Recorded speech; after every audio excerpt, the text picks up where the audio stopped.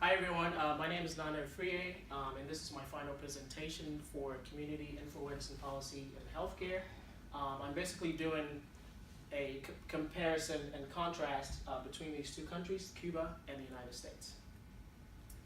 So Cuba has a national model, which basically means healthcare is provided by the country. Healthcare is actually a right in the country of Cuba. It's a constitutional right that is protected. And Cuba, complementary and alternative medicine is really emphasized in the way that they administer care. In the US, we have more of a hybrid system, which is basically a combination of a public and private health insurance system. And the big difference between Cuba and the United States is in the US, healthcare is not a constitutional right. And so there's been a lot of debate over the years about socializing healthcare, basically providing universal healthcare. And one of the challenges of providing universal healthcare has to do with the fact that it's not protected by our Constitution. This is a diagram, just a diagram of the Cuban healthcare model. Basically, at the bottom you have individuals, families, and community, and you have a family physician and nurse team responsible for those people. And what they basically do is they do health screenings, health checkups, visits annually to monitor their level of care and their healthcare status. For population health, I focused on life expectancy from birth to death. When you look at the population difference, obviously the US is more populated than Cuba. The US also has a slightly higher life expectancy on average than Cuba, but it's not significant. As you can tell, men in the US and Cuba have on average the same life expectancy, and women in the United States live slightly longer by 1 year than women in Cuba. And on average, the US is just slightly higher than Cuba. So there's not much of a significant difference between the two countries. And what's really interesting is the fact that Cuba has been able to basically do more with less, considering their economic power compared to the United States. Healthcare spending, again, the United States spends more on healthcare than Cuba. The US spends $7,400 per capita. Whereas Cuba spends $503 per capita. And on average, as of 2014, the United States spends about 17.1% of its total GDP, whereas Cuba spends about 11% of the total GDP on healthcare. When it comes to the healthcare system, one of the factors that influences the systems is hospital-acquired infections. Cuba and US both have an issue when it comes to hospital-acquired infections. Essentially, every country does, because there's no such thing as 100% when it comes to healthcare. There's always room for error.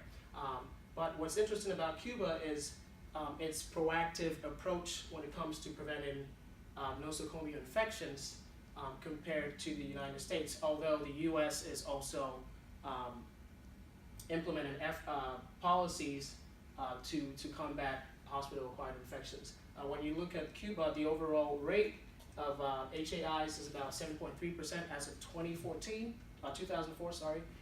In the US, you have approximately 1 in 31 people who contract an infection.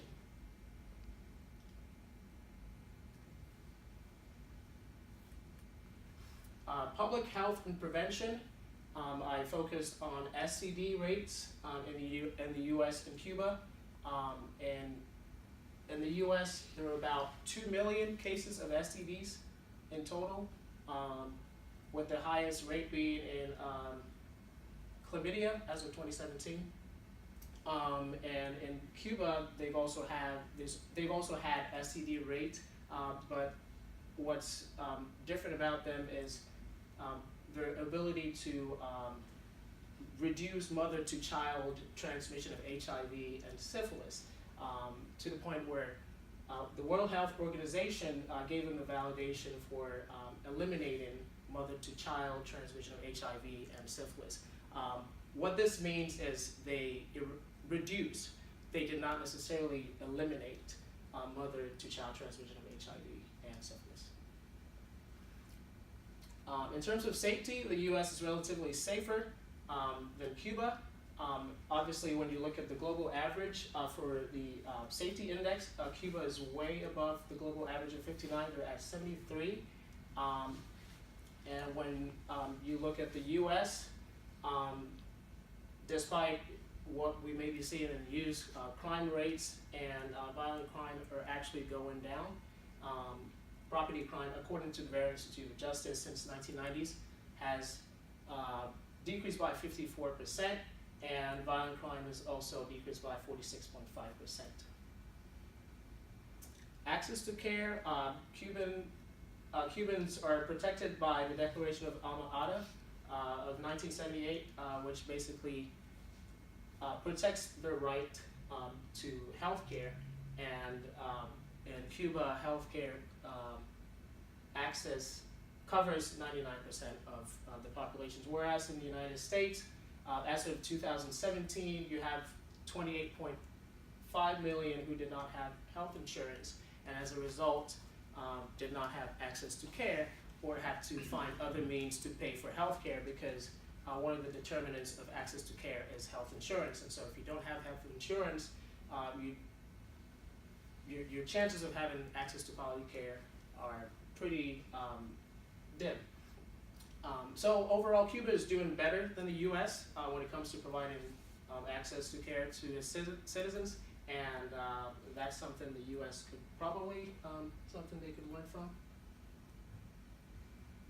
Social and economic environment.